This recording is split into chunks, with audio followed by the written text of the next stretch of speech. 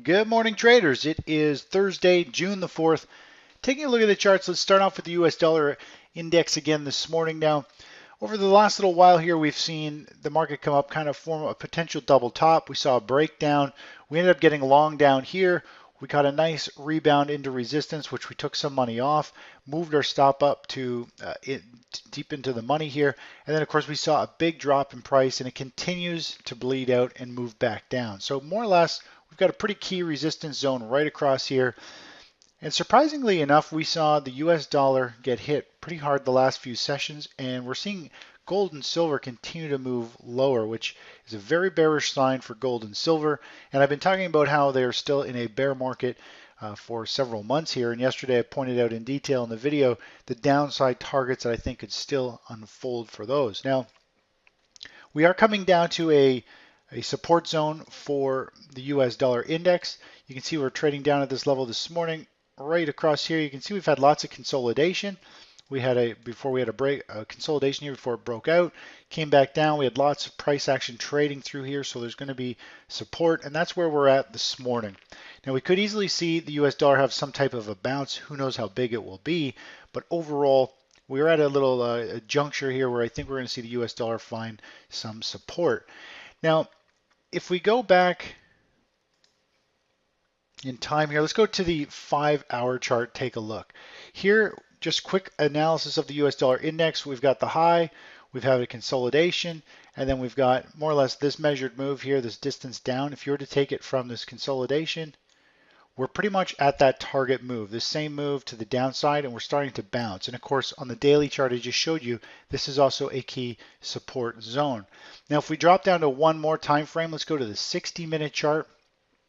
You can actually see here we've got a 1, 2, 3, 4, 5 wave correction, which is a kind of Elliott wave analysis. We've got this kind of falling wedge, which is actually a bullish pattern. And if we break out of this wedge, we could see the US dollar have a pretty strong rally and unwind against all these previous highs. So we could see it come back up to the 1680, 9680, 97 area, which is going to be the next key resistance here, which is where price broke down. We had a consolidation, pivot low, and then it broke down. So that's kind of where we're at. Rising dollar will probably put more pressure on commodities going forward. Now let's just go over to the charts here. Here are the big caps. This is the SPY, so the SP 500 index more or less. The big caps have been kind of holding tight here. They've poked to nominal new highs and holding in the upper end of the range. Now, we've got record levels of bullish sentiment with investors, and we've seen big distribution going on in the equities market. We've seen there's fewer stocks moving up while the indexes go higher. There's some very big divergence going on. And really, we're seeing the really extreme bullishness in the market. All the investors, they're all long stocks now, and the big institutions are slowly distributing to everyone, which is why the investors in general are so bullish, because they're loaded and with equities and they want to go higher. If we look at the NASDAQ, which is a little more speculative of a play, it's trading right up near the highs, looking like it's ready to pop and go higher. And if we look at the small caps, the highly speculative plays, it had a big up day yesterday, and it looks as though it could easily continue to carry some more upside potential. Now, the markets are down this morning, and of course, that's what we're going to see here with the markets starting to churn with distribution. We get some big up days. We're going to see it followed by some down days as the institutions unload into the hands of the average investor. But this is what we're seeing here. We're seeing extreme bullishness, and the investors are starting to get back into the more speculative plays, and this is going to probably be, I have a feeling we're going to see the equities market in general have another couple weeks of a rally to new highs, and it's going to be kind of an exhaustion run up, and then eventually we're going to see a big sharp drop, and we're going to see precious metals put in a bottom, we're going to see equities put in a top, and we're going to see a major trend reversal that could last a year or 3 going forward. So we're slowly getting there, but again, we could still be months away. It all depends on how things unfold, and we're just going to play it one day, 1 week at a time. Let's jump over to the price of bonds. Here's the TLT. Pretty big downward price action there yesterday. We do have a measured move down to this level here. We've got sell-off, a bounce, And if we use these Fibonacci levels here that we've drawn in, Fibonacci extensions gives us this orange line down here, this target right down here. We've tagged out. Actually, we've dropped below that level in pre-market trading, and now we're seeing bonds start to rally back up. So I think we could see a bounce here in bonds. It might not be much of a bounce, may just go back to the 120.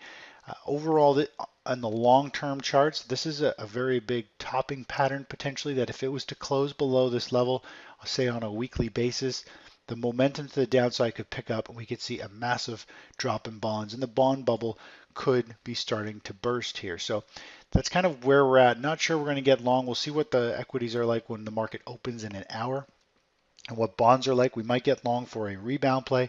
Could come all the way back up to the 120, possibly around the 123, which is going to be this resistance zone here from these previous pivot highs.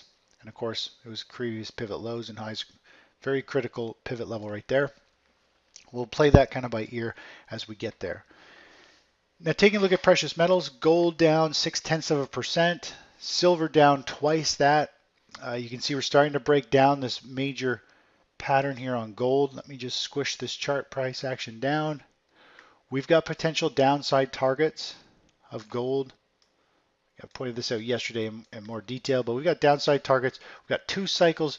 This cycle here is coming down. We've got another cycle, longer term cycle coming down.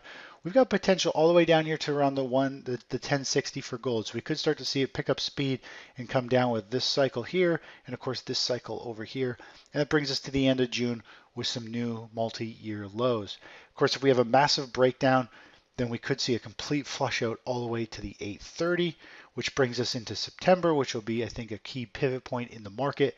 And this red line across here is a Fibonacci extension line, and for time. And of course, this is going to be a key pivot zone come September. If we hit this level, it'll be an incredible opportunity for owning physical metals for the long term as a hedge against any type of disaster, global financial crisis, and just to have as a hedge for your portfolio. In case something does happen, the price of your gold should cover any losses, at least hedge losses in real estate or your currency that you hold most of your money in.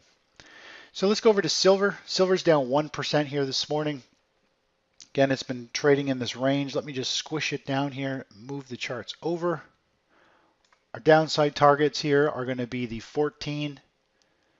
pretty much 1423 down to 1380-ish. That's going to be a key support zone, the next kind of level. If it breaks that and closes below it, then the next level is going to be 11. I talked about this in yesterday's video. You can go to the video archive to watch that video also. Now taking a look at gold miners, GDX, we had this strong kind of big bear flag forming. It's broken down, had a bounce here. Gold miners are down this morning, and we might end up just jumping in here and doing a kind of a chase play. If we take a look at Dust ETF, which is the leveraged inverse miners, let's just zoom into this chart a little bit. We've got some pretty bullish price action here. We've got, you could argue, an inverse head and shoulders, depending how you want to look at it. We've got a shoulder, a head, a shoulder. We've got a neckline across here. You can also argue that we've had a nice rally. We've had a pullback with a bull flag, and we're starting the next leg higher. And if we throw Fibonacci extension on here, we can get a rough target. We'll go from 2 bars here. So we'll go from here to there, and just move that over. So there's potential for the Dust ETF to go from all the way up to 1647. So we could see that initial big pop in price, and if precious metals actually drop to where I think they could drop, we would actually see gold miners, this ETF, I think, shoot up much higher, somewhere up into the 20s.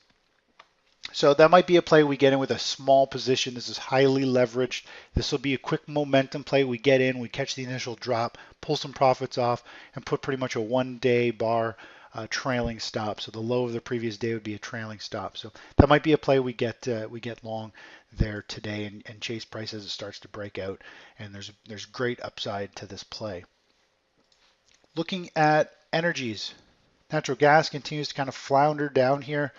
Again, we've got inventories coming out today. We'll probably see a big spike in some direction, and it's still forming a basing pattern. The easier money, the safer money is going to be somewhere when it breaks out of this basing pattern. Not so much trading in here. You can waste a lot of time and really get shaken up in here. But when it starts to break out, this will be the play because we'll have potential profits all the way up into this range. We can catch this middle area and potentially go higher. So we're going to let this continue to base and watch it until we get some type of clear setup that there is a bullish price action supporting it. Looking at crude oil, here is crude oil down 0.4%. You could argue here we've got this nice basing pattern right across here. You can also argue that it is a double bottom, a W-shaped bottom, which we've broken this middle level here, which signifies we're now in an uptrend. And you can also argue that we've got a cup and handle formation, which is a very bullish price action. You can usually take the depth of the cup and you can measure that to the upside, which brings us up to the 72.50, potentially 75 area, which also happens to be a key consolidation where before price really broke down and went into a major bloodbath here.